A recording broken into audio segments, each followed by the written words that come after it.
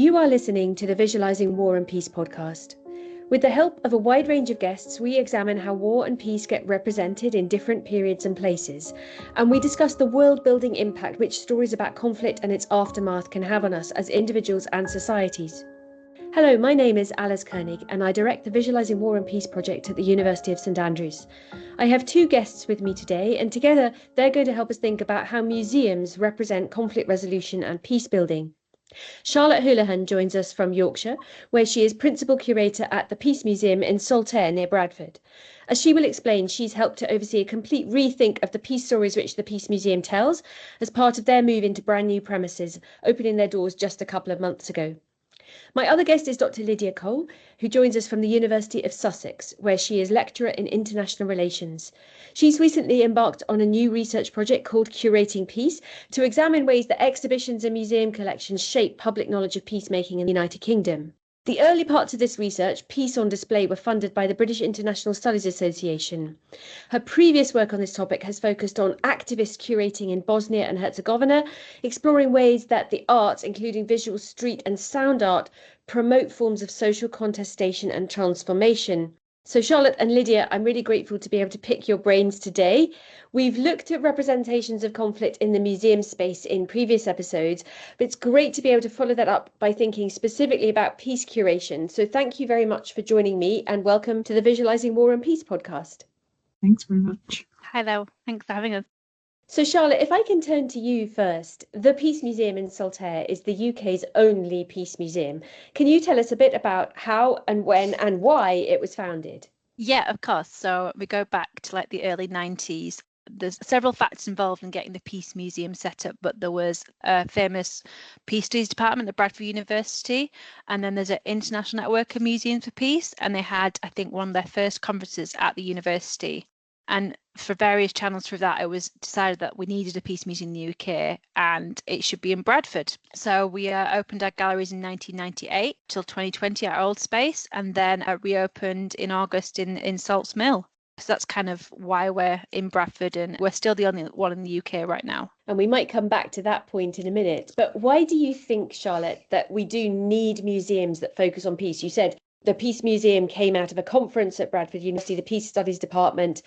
Why did they decide then that we needed a peace museum? And why do you think we need peace museums today? So I think why we needed one in the UK was there were many others around the world, which sometimes they focus on events. So there's quite a few in Japan that look at the after effects or the effects of Hiroshima, and that we needed one in the UK to not only represent UK peace activism, especially we look at grassroots. So we know there's many war museums all around the world, but in the UK, and we do need to tell maybe the alternative untold stories that might not be reflected in these spaces. And that's what we do. And we really look at more grassroots and individual narratives. And it's not just peace is such a wide topic. It's not just anti-war and anti-nuclear. It really goes into social justice reform and, things like the environment today. So it's really important that there's a peace museum. Like I said, we're very different from other peace museums because A, we have a big collection, and B, we look at local, national and international stories of peace. So we really are trying to give, I would say, a general overview to peace and do that in an effective way. And we're still the only peace in the UK. Hopefully in the future we won't be, but right now that's where we're at. Thank you. This discussion around the need for peace museums brings us to, Alice, actually your project that you've been working on at St Andrews with your students towards, I think you term, a virtual museum of peace. I wonder if you could tell us a little bit about the reason that you set this up, the work you've been doing, and what you're really aiming to do with that project. Thanks, Lydia. Yes, so the Visualising Peace project at the University of St Andrews has been staffed primarily by an amazing range of undergraduate students from all sorts of different disciplines. And the core aim of that project is to think about all the different ways, the different habits that different communities have had over time in imagining, understanding, promoting, building, working towards peace. And as part of that, we were thinking about anthologies of peace, peace films, peace storytelling in all sorts of different forms. And it occurred to us, as Charlotte has said, that we have a huge number of museums that in very authoritative ways foreground war. And as John Gittings has said, we have much less space in our bookshops, in the museum area, in all sorts of different fora where peace gets looked at really hard and peace gets talked about and thought through. And of course, we can't build peace unless we actually really understand it. So the levels of our peace literacy are really important. We have a huge amount of war literacy. We really need to invest in greater peace literacy. So for us, that was the motivation. And you just have to think, for example, of the British Museum in London. If you walk through the doors of the British Museum in London and you go into the Greco-Roman section, what you see is story after story that is about conquest, imperialism, war after war after war. And it tells a tale of human civilization that implies that what humans have always done is fight and impose power on other people. And the gaps in between all of that fighting are very hard to discern. The ways in which ordinary people made pockets of peace for themselves amid all of that fighting is very difficult to see. People's desire for peace, people's grassroots peace work, as Charlotte has mentioned, is invisible. And we really wanted to build a peace museum that actually fills in the other side of the story, the fact that people have always yearned for peace, people have always worked for peace in local, personal and international and national ways. So our peace museum, it's a virtual one, it brings together, the great thing about having a really diverse team is that all sorts of different students from different backgrounds have brought together lots of different visions and images of peace from many different cultures and periods and places. And the idea is really to offer visitors a kind of kaleidoscope to explore that helps expand our peace literacy, helps expand our sense of all the different ways in which peace can be imagined, which peace has been built. That sense of diversity is really important. So it's displacing elite voices and bringing ordinary everyday voices in. And the idea really is to have a space, an exploratory space where people can not only understand how other people visualize peace, but see how peace building happens in the local, in the everyday, and really actually empower us to think about how we might go about building more peace, fostering more peace in our own lives too. So that's the aim of the virtual Museum of Peace. Of course, it has different constraints from a physical building, and we'll come back to the Peace Museum and the physical constraints of that in a minute. But actually, Lydia, this brings me on to a question for you.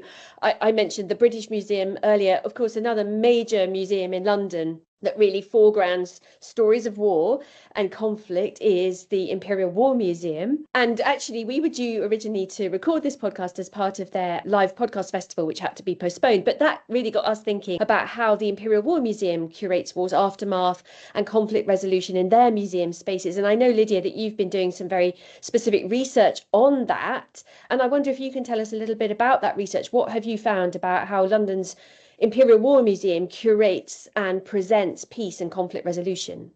Yeah, I think the first thing that is important to say here is that war and peace both come together, but contrary to maybe a lot of the ways that people think about the relationship between war and peace, they're not kind of diametrically opposed, right? A really obvious way of kind of seeing this is that people always work for peace in the midst of war. So I think that also means that spaces like the Imperial War Museum do tell stories of peace within their kind of collections, within their displays, and in the kind of narratives that they put forward. So the kind of point I'm making is that peace knowledge isn't completely absent, right, from the Imperial War Museum. And maybe just to give a few examples of where it comes forward and where it's most obvious in their displays. A really good example might be the conscientious objector section in the First World War galleries, within a broader curation of what they term feeding the front, which really looks at Labour propaganda in terms of feeding the front, both in terms of people and also in a broader sense as well. I think it's important to say that they do take the narratives and the positions of conscientious objectors, of pacifists in this context quite seriously. And they do so both through kind of contextualizing the reasons why people might object to fighting, to being conscripted in that context. But I think also through humanizing it through photos and even through a letter testimony on a father on behalf of a son. Yeah, and that really touches on some of the everyday politics of war that you were talking about, Alice. In other spaces in the collection, you have a whole gallery dedicated to peace and security in the sort of post-1945 context, where there's a very specific curation of anti-nuclear sentiment and activism. And again, that's really, it comes in a broader context of the Imperial War Museum's idea, or the way they talk about their objects is almost as a witness to war. And they use that kind of idea, I think, of witnessing to really draw out some of the kind of anti-nuclear sentiment and activist resistance as well that I mentioned. And I think the final point I wanted to draw out, and really this is where the Imperial War Museum has most tried to centre the idea of peace, is in a 2017 exhibition that was called People Power. Now, this was a really, prominent exhibition featured as part of their centenary year special exhibitions.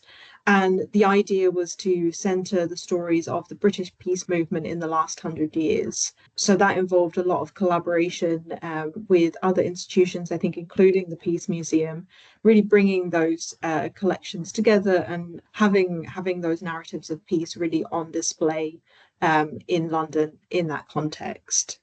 Thank you. That's really helpful. As you say, war and peace being curated not as diametrically opposed, but as existing always alongside each other. And then you've given us some really concrete ways in which we can actually identify and see and access peace knowledge in the Imperial War Museum through these various focused spotlights on conscientious objectors, spotlights on anti-nuclear activism, and then, as you say, the People Power exhibition in 2017. So peace knowledge is something which the Imperial War Museum invests in. Charlotte, it would be great now to come back to you and just hear a little bit more about the Peace Museum's communication of peace knowledge, the peace stories that it shares. Can you give us a flavour, perhaps, of the Peace Museum's collection and the stories it's trying to tell us about peace by talking us through maybe a couple of your favourite items in the museum? Of course, we say over 16,000, but if we look at individuals, over 30,000 objects in the collection. And it's a very varied collection. It definitely leans, I'd say, more to social history. That's just because of the stories it tells. But we have placards, banners, everyday objects, archive material, artworks, fence from Greenham Common. It's a very varied collection because peace itself is very varied, and we don't define what peace is as long as it's a non-violent resolution. It can be part of the collection because we look at worldwide peace. Again, the collection is varied in that way. Some of my favourite objects are the banners we have in our collection, and they kind of come in two categories. We have these beautifully handmade appliqued banners that someone spent loads of time on, or individuals and groups have done. We have a lot from Greenham Common that were put on the fence at Greenham Common and displayed after, so they're beautiful, and its symbolism and craftivism is a way that hand in hand with peace and tells the narratives of peace.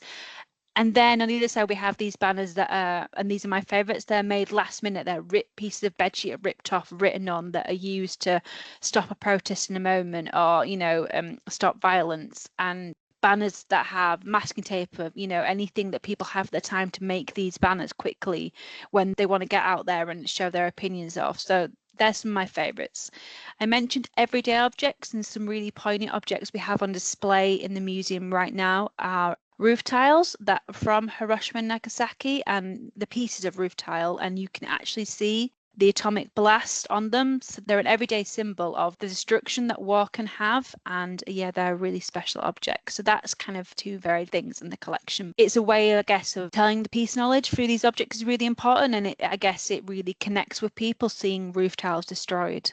Yeah, thank you. And as Lydia said, in the Imperial War Museum, peace knowledge is curated alongside war knowledge. So actually in the Peace Museum, there are traces, there are impacts of war, as you said, these roof tiles from Hiroshima and Nagasaki, and the whole spectrum of that, from war's aftermath, war's impacts, through to social justice movements, protest movements that are protesting violence, that are trying to, not even necessarily armed conflict at an interstate level, but other kinds of violence, direct, structural, cultural violence. And I think what both of you have brought out, both in the Imperial War Museum's collection and in the Peace Museum's collection, is the emphasis on humanising peace through personal stories and everyday stories. And I loved what you said, Charlotte, about peace is varied. So you're not trying to define it. That's very much at the heart of our virtual Museum of Peace as well. Really actually just showcasing the diversity of different conceptualizations and how peace gets made in so many different ways, how it can be made and understood and conceived and experienced in so many ways. Charlotte, when the Peace Museum moved from its old venue in Bradford to its new venue in Saltaire, this was obviously an opportunity for you and your team to take a fresh look at the collection and to rethink the peace stories and the peace knowledge that you wanted to share. So what did that process of moving and rethinking the storytelling tell you about peace storytelling itself and about whose peace stories a museum of yours should foreground? Yeah, so we still want it to be very grassroots and individual organisations, although we do have a section looking at higher level and governmental peace process because we think it's important to put it in that context. But we did quite a bit of public consultation. I think the old museum definitely tended towards people who already had that peace knowledge. It was quite sometimes academic, and what we wanted to do in the new museum and what we learned from the consultation is that we needed to have as much representation as possible of as many people, which we still need to work on. We're not there yet, but we're going to try and do that through events and exhibitions in future. I think the new museum is the start of what we want to do. It really goes in, and we try to be an introduction to different aspects of peace and different areas. So we talk about anti-war, anti-nuclear, like I said, social reform. We look at local activists from around Bradford, but then we look at worldwide, the Nobel Peace Prize, and some successful examples of peace, which like Green and Common, and there's some really famous protests that people who have been involved in it and it's their story we're telling will know, but I guess the general public who come and visit Salts Mill, they've never heard of topics like the arms sales. So it's a really great introduction into lots of different topics, and we try not to go into too many details because there's so many stories out there, but I think also trying to do it from the human side, like you said, trying to embed people's stories, that we're telling narratives of all these amazing people who have worked so hard for peace as a way to inspire future peacemakers. So yeah, that's kind of what we've done. Thank you. Yeah. And you mentioned representation, diversity again. Yeah. Just again, this sense of expanding people's peace literacy, displacing or decentering the go-to assumptions about, let's say, UN blue helmets and peacekeeping missions from a top down, and really, as you say, telling other success stories that people might not have heard about that are less well known. Lydia, talking of peace work that actually a lot of people in the UK haven't heard about and maybe don't even think of as peace work, I just want to ask you a little bit about your research in Bosnia and Herzegovina. Alongside your research on peace museums in the UK, you've done a lot of prior research looking at sites of war commemoration in Bosnia, where peace building has been happening through art and activism. And so I wonder if you can tell us a little bit about that and how curation of spaces, not necessarily indoor museum spaces, but commemorative spaces, has become actually a form of peace activism there. Yeah, I think the first thing to say about the kind of broader museum and curatorial context in Bosnia is that it's a lot more precarious than is in the UK. And I think in some ways it restricts what kind of curators are able to do, but in other ways it inspires a lot of creativity in terms of the ways that they work.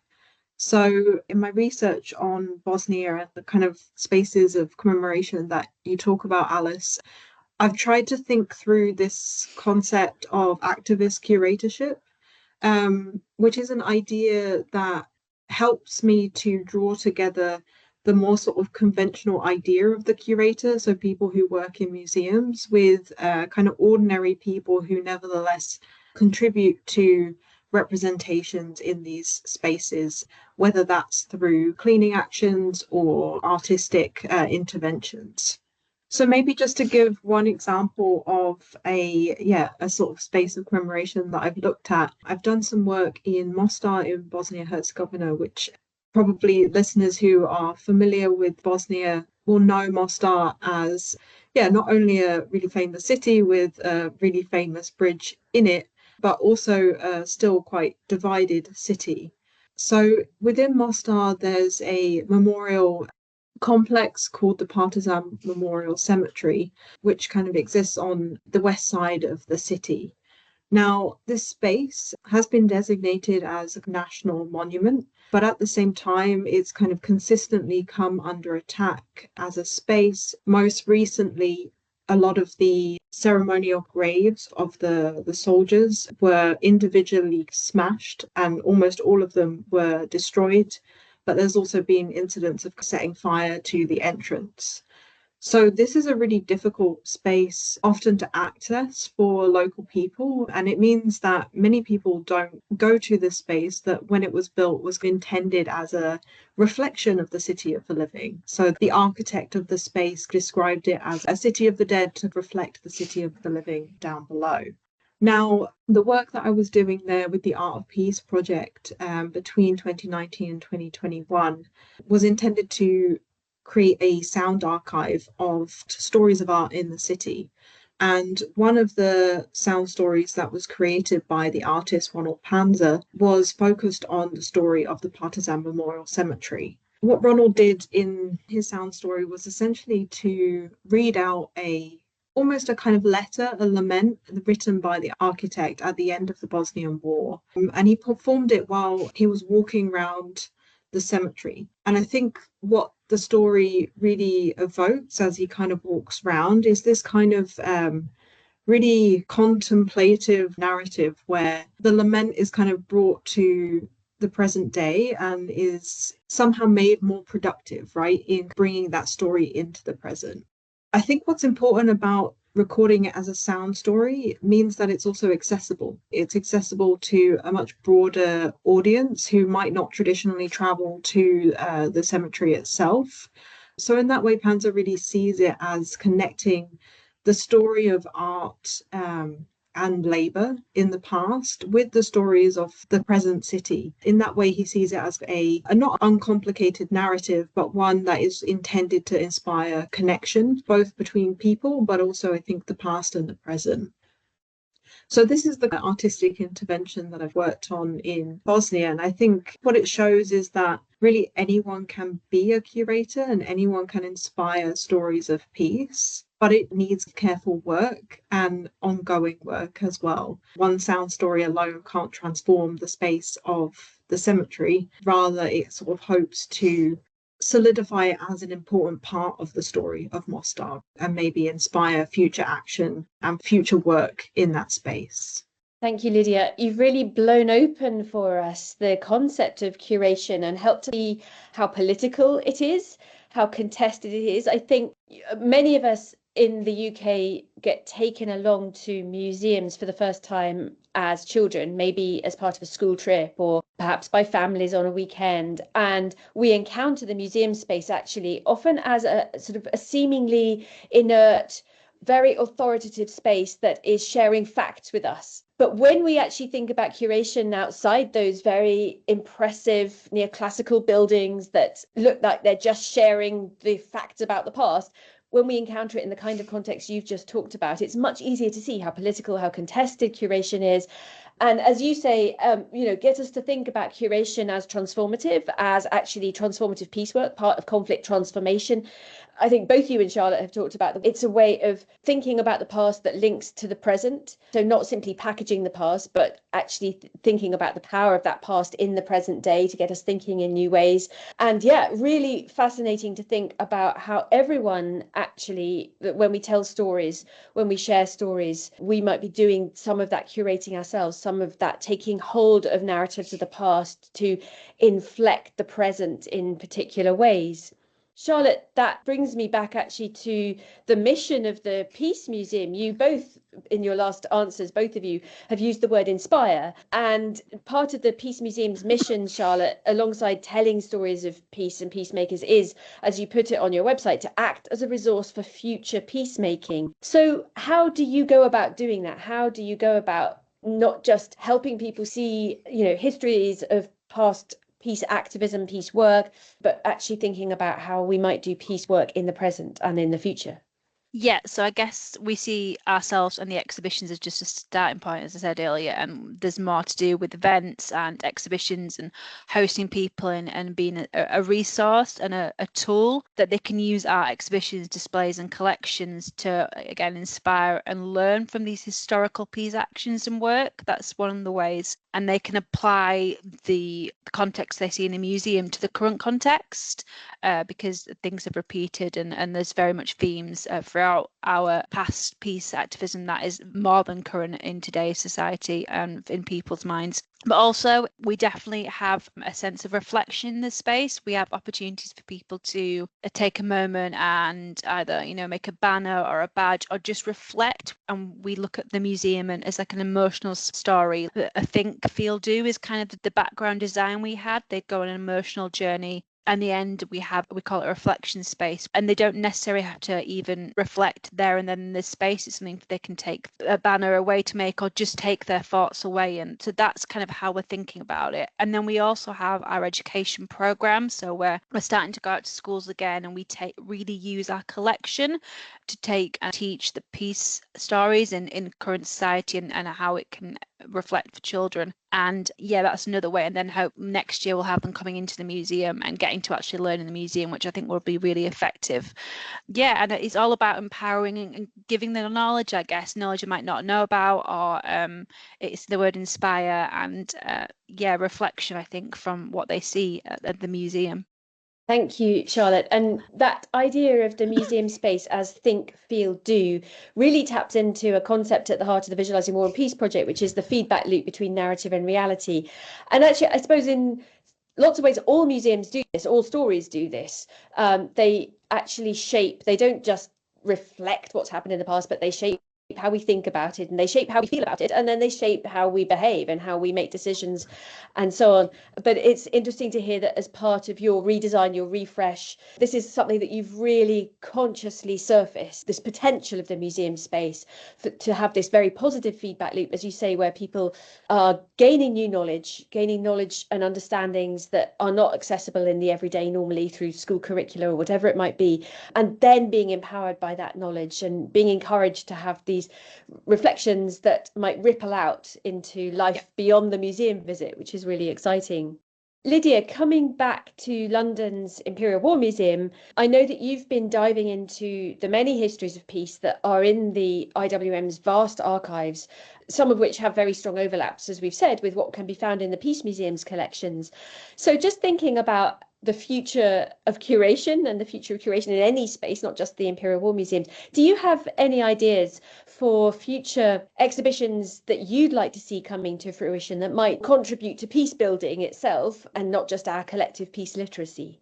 Yeah, for sure. I think probably one of the main things that I would like to see in the Imperial War Museum actually kind of works with what the Imperial War Museum has already really tried to do with its First World War and Second World War galleries in terms of its recuration in the past kind of 5 or so years. But I think that that process hasn't quite come to the Peace and Security exhibition as of yet. And I see a number of places in that exhibition where and not only these kind of spaces of reflection can be brought in, but I think kind of connecting to some of our conversations about bringing in grassroots actors, bringing in the voices of people who have fought for peace. Maybe just to give a really concrete example of that, particularly the section on the post-Cold War peacekeeping context in the Peace and Security exhibition really has this idea of the need to draw the line between different communities and different populations. But the story that's represented is really a kind of institutional one about UN peacekeeping. And I think the stories of people who are building peace within that context are quite absent. And this really diminishes the work that people do to try to challenge that kind of so-called line in, divided cities, contested contexts. I mean, it really kind of goes back to Ronald Panzer's archive, right? People don't necessarily just accept the divisions that happen in their society. They work to overcome them. They work through them and they live within them. So in that sense, I think really in that exhibition, there's a lot more space for the voices of peace builders themselves to come through, and perhaps even to create those spaces of reflection and contemplation about what that might do in a divided context. So allowing people to really kind of think with those activists and think with their actions as well.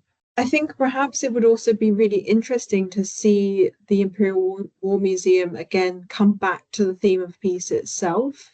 I know from looking at the archives that the Imperial War Museum has a number of really interesting recordings, interviews with peace activists.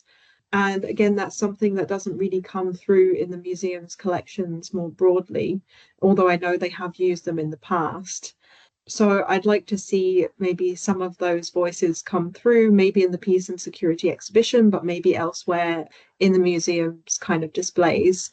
Again, just a kind of different way of connecting to those stories of war and peace that are coming forward and really offering a different vantage point.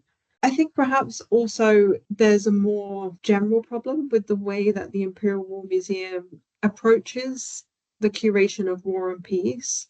And this is not a problem kind of specific to the Imperial War Museum, but any kind of, I guess, big national museum in general, that they often find themselves kind of caught between the need to tell a kind of national story and a need to relate to a global audience. And I think that's a really difficult thing to get right and to navigate as a curator. So I'm not sure I have the answers for that. But I know that, for example, in telling stories of peace and in the way that the Imperial Museum approached it in People Power, there was a real focus on the British anti-militarist movement, but not really much about its intersections with kind of international movements. How do activists build solidarity across borders? And what does that mean for how peace is made? So I would really like to see the museum push a little bit more in those global or international connections, because I think a story of peace really needs to be transnational if we're to see the work that it's doing fully.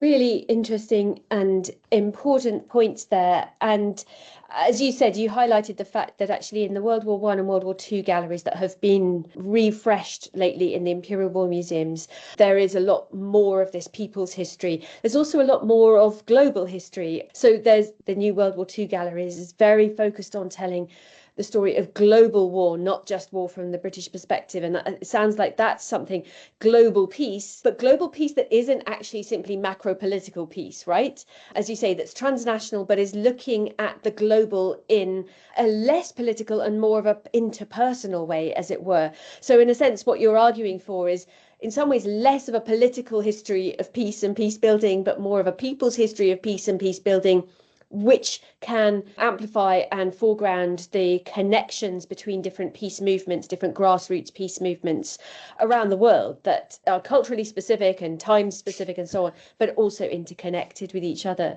Charlotte, would you welcome the creation of more museums of peace in future? Do you think there's a market for more? And if we did have more, what difference do you think it might make? 100%. Yeah, we should definitely not be the only one in the UK. There's many more stories to tell. And I guess the reputation of peace museums, war museums, is about making peace museums accessible for everyone. So, having one in Saltaire is amazing, but, a lot of people, like one in London would be amazing. It's always, I think, for peace museums, and especially peace museums in the UK, they've always got to, Lydia was saying, they've got to have the human side and they've got to tell the stories of the peacemakers. So yeah, that's really important to me. And I always say my job's about taking these amazing people's stories and narratives and getting them out there and telling their stories. But that's what I see myself doing. So that's what I think peace museums need to do. And there's lots around the world and we need more in the UK. And Lydia, what's your thoughts on that? Do you think there is actually a market for more peace museums? And again, if we did have more around the UK, as Charlotte said, more people then have access to this peace knowledge. But do you think that really has the potential to make a difference to how we understand and picture and work for peace in the future? Yeah, I think this is also an interesting moment to talk about peace amidst so many ongoing wars, contexts of genocide. And on the one hand, I'd like to say that, peace and fighting for peace is more vital than ever. But on the other, I do recognize that peace is a difficult concept and a difficult knowledge for people to approach and grapple with in those contexts. I think for people who are really directly affected, like, what does it actually mean to talk about peace in the midst of war? But I think that's why those stories of people who do fight for peace, they do it in different ways, of course, in nonviolent action, building links across borders, just to name a couple. But why those stories are so important, because not only does it create maybe a roadmap, a kind of way that people have been been able to do that before, but I think it also shows others that this work is necessary but also hard. And there's a sort of balance to be struck between showing the hard work that peacemakers do in these contexts, but also creating inspiration and spaces for reflection on how more people can get involved. So, Lydia, you've made lots of important points there, but I think one of them is actually really to underline that we can't take talking about peace for granted, and that in some contexts it is very, very difficult in the midst of war. In fact, one of the things that we've seen in recent months with the Israel-Gaza war in particular is that actually talking about conflict in an educational space, in a museum space, becomes a very contested and conflicted thing for some people. So talking about war and peace is something that we have to do very carefully, very consciously, mindful of, above all, victims of conflict, the people who are most directly impacted. So that is a very, very important point, that talking about peace is something that we need to do mindfully and carefully, a luxury that we can simply take for granted, as we so often do in parts of the world that are not directly impacted by war at the moment in time. You make the important point that when we talk about peace, when we share stories about peace, we're doing a couple of things. One is we are developing that peace literacy. We're understanding with each story that we share that peace work is hard, that it's slow, that it's difficult, that it's challenging, but also that it's vital. And with each peace story that we share, we're actually building, as you put it, a kind of roadmap of prior examples, prior experiences that we can lean into as we try to think our way and talk our way through some of the conflicts that are ongoing in the world. Thank you both very much for those really important, really interesting reflections. I've certainly learned a lot about curation itself, about the power of peace stories, about the need for more peace museums so that we get that peace knowledge more accessible to more people because of the power that it can do in the world.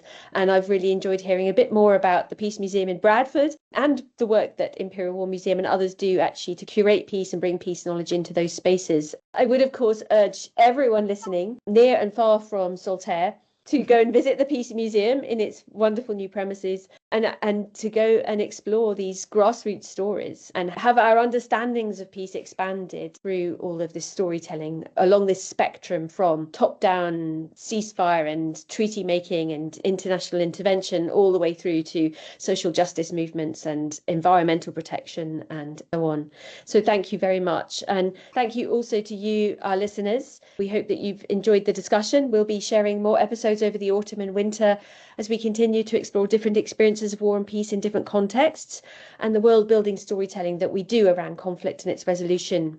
If you would like to support our project, please share and subscribe to the show on Apple Podcasts, Spotify, or whatever platform you use so you don't miss an episode. And please do leave us a rating and review on Apple Podcasts because it helps people find the show. If you'd like to join the conversation further, you can follow us on social media. Just search for Visualising War or Visualising Peace, or get in touch directly by emailing us at vispeace@standrews.ac.uk. Our theme music was composed by Jonathan Young. The show was mixed by Zafir Gertin. Thank you very much for listening.